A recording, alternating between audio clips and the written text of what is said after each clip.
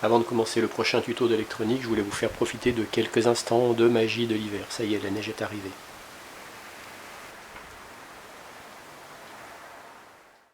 Je voudrais aborder maintenant avec vous l'utilisation d'un condensateur en mode de filtre que je suis en train de découvrir. Et une fois de plus, je suis allé chercher sur internet des schémas. Je suis tombé là-dessus. J'ai essayé de le faire, ça marche pas. En plus, il manque des infos. Donc je ne peux pas m'en servir. Donc je vous propose de regarder à travers un schéma plus simple et qui là au moins j'arrive à le faire fonctionner. L'utilisation qu'on peut faire d'un condensateur à ce niveau-là. Donc là c'est un schéma qui fonctionne en 5 volts avec mon micro habituel, une résistance de 10 kΩ, une résistance de 330 ohms, un transistor TIP 122 et mon haut-parleur qui est ici. Donc une fois de plus, je ne dis pas que c'est le schéma qu'il faut faire, c'est pas le circuit qu'il faut faire, parce que normalement il faudrait des condensateurs par là, il en faudrait par ici, mais j'ai essayé et ça marchait pas, donc je ne sais pas faire pour l'instant. Par contre là je suis arrivé à faire marcher avec un condensateur ici et à comprendre le pourquoi et l'utilité du condensateur à ce niveau là. Donc ici je prends un condensateur polarisé de 100 microfarads. Et j'ai appris aussi tout dernièrement que les polarisés ils sont représentés notamment par exemple avec une partie hachurée. Il y a une borne qui est hachurée, une borne qui n'est pas hachurée. Et quand on a cette configuration-là, ça veut dire qu'il a été utilisé un condensateur polarisé. Et la partie hachurée correspond à la borne reliée au moins du circuit. Donc voilà, ça c'est une information de plus que je viens d'apprendre et que je vous partage. Donc on va regarder. On va se concentrer sur cette partie-là du circuit qui comporte un condensateur qui va en fait servir de filtre et on va voir pourquoi et comment. À quoi peut bien servir ce montage comme ça qui est après l'émetteur du transistor? On a une résistance ici de 330 ohms et en parallèle un condensateur polarisé de 100 microfarads.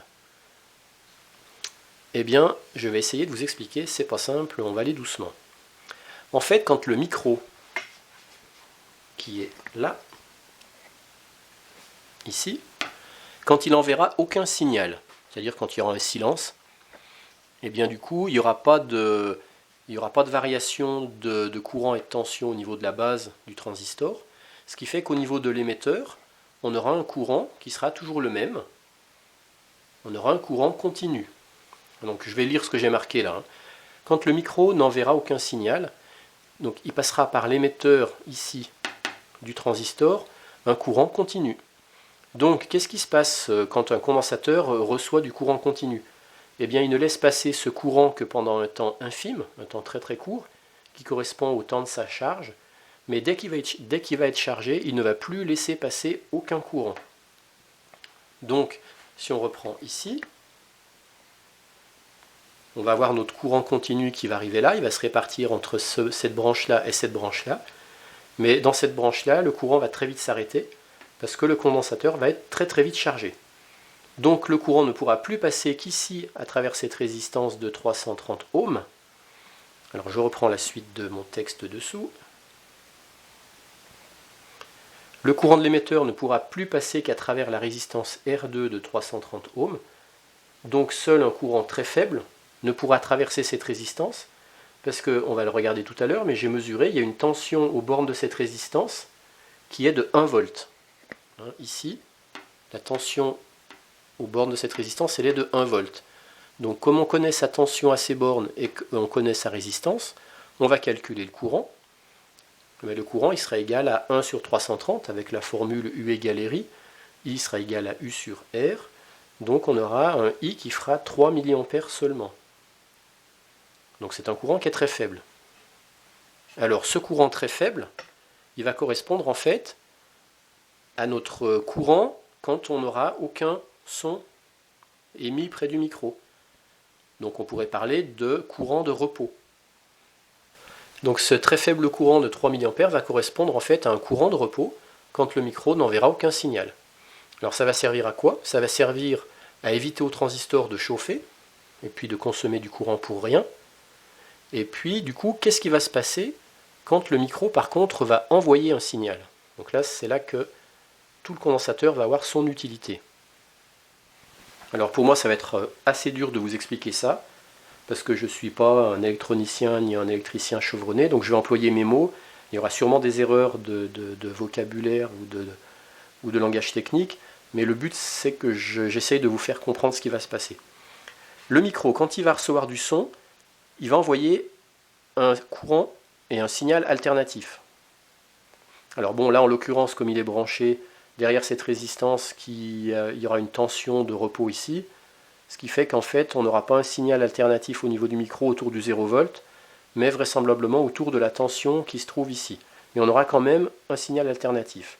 Ce signal alternatif, il va se répercuter sur la base du transistor, et comme c'est la base du transistor qui pilote le courant qui passe entre collecteur et émetteur, ça veut dire qu'entre collecteur et émetteur, on aura aussi un courant qui va osciller, qui va être plus ou moins important.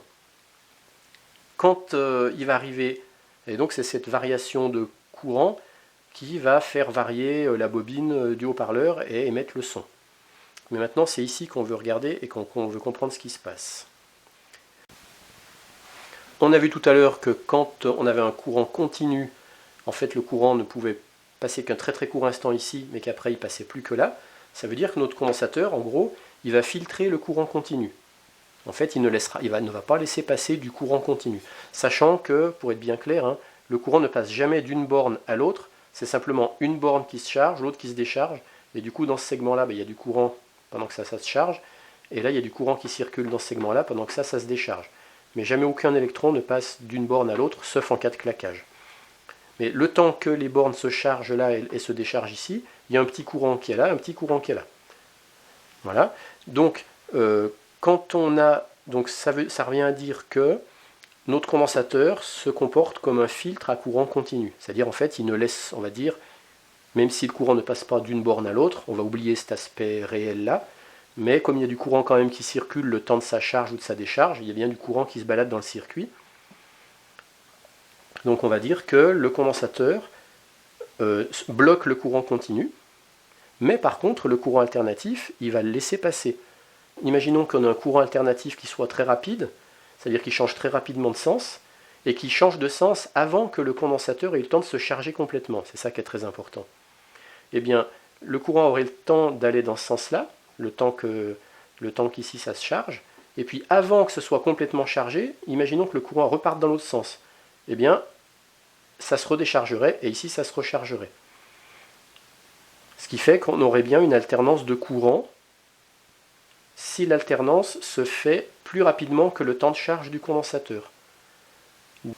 Imaginons un petit circuit comme ça, tout simple, où on a un générateur de courant alternatif et un condensateur. Qu'est-ce qui se passerait? Imaginons que notre générateur il change de sens de courant très lentement, mettons une fois par seconde, alors que notre condensateur, il lui faudrait, imaginons, une demi-seconde pour se charger. Ça veut dire quoi? Il se passerait quoi? Pendant une demi-seconde, on aurait du courant qui circulerait, mettons, dans ce sens-là, sachant que le courant ne serait pas linéaire, parce qu'un condensateur, quand il se charge, c'est beaucoup de courant au début, il laisse passer au début beaucoup de courant, puis après, au fur et à mesure qu'il se charge, le courant diminue. Donc là, on aurait notre courant qui tournerait, mettons, dans ce sens-là, pendant une demi-seconde, où il serait fort au début, puis après il irait en diminuant. Et puis pendant une demi-seconde, comme le générateur de courant alternatif, il n'a encore pas changé son sens de courant, et pendant une demi-seconde, le condensateur étant chargé, il ne laisse plus passer aucun courant. Donc on se retrouverait, mettons, avec cette configuration-là, où pendant, ça c'est notre demi-seconde de charge, et pendant une demi-seconde, il ne se passe plus rien, il n'y a plus aucun courant qui passe dans le circuit. Donc c'est là qu'on voit que notre condensateur, il filtre le courant continu, il n'y a plus rien qui passe. Et puis après, la seconde d'après, le courant, l'alternateur changerait son sens, du coup le courant partirait dans ce sens-là, imaginons. Eh bien, ça veut dire que pendant de nouveau une demi-seconde, on aurait un courant qui circulerait dans le circuit en sens inverse. Donc le schéma du courant d'un condensateur, quand il se décharge, c'est beaucoup de courant négatif au début, puis après ça va en diminuant de nouveau. Donc on aurait ce courant-là pendant une demi-seconde qui circulerait. Et comme il reste, son alternance est très lente parce qu'il alterne toutes les secondes, de nouveau pendant une autre demi-seconde, on n'aurait plus aucun courant qui circulerait dans l'autre sens. Donc on aurait de nouveau ici pas de courant. Voilà, donc ça déjà, ça va nous aider à comprendre comment fonctionne un condensateur dans un circuit en alternatif. Imaginons maintenant que notre générateur, au lieu de changer de sens toutes les secondes, il change toutes les demi-secondes. Qu'est-ce qui se passerait avec ce schéma-là? Eh bien, on n'aurait plus ici une demi-seconde de courant à zéro, puisque pendant une demi-seconde, le condensateur se chargerait, donc courant maximum au début, puis le courant va en diminuant, hop, il est chargé, mais là, pile à ce moment-là, le générateur change son sens de courant. Donc le condensateur, hop, il va se décharger tout de suite, il va repartir dans l'autre sens, à fond, puis il va diminuer. Donc on voit déjà la différence déjà de tout à l'heure, que on n'a plus du tout de temps pendant lequel on n'a pas de courant dans le circuit.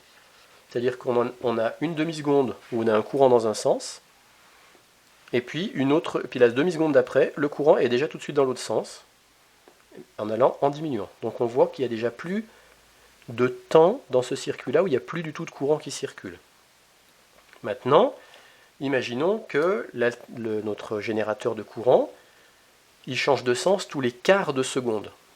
Eh bien, qu'est-ce qui se passerait? Ça changerait nos périodes. Eh bien, ça voudrait dire qu'il changerait de sens de courant avant que le condensateur ait eu le temps de se charger, parce que dans notre cas, le condensateur, on a pris un condensateur qui se chargeait pendant où il lui fallait une demi-seconde pour se charger. Si le générateur de courant alternatif change son sens de courant tous les quarts de seconde, ça veut dire que pendant un quart de seconde, on va avoir un courant maximum qui va aller en diminuant, mais avant même qu'il soit complètement chargé, le courant s'inverse.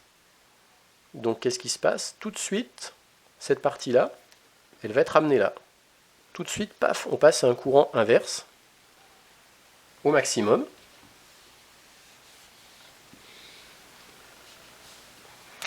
Et il va de nouveau se redécharger, mais il n'aura pas le temps de se décharger complètement. Pardon. Il n'aura pas le temps parce que là c'est le 0, ici c'est le 0. Il n'aura pas le temps de se décharger complètement, parce que normalement il lui faut une demi-seconde pour se décharger complètement.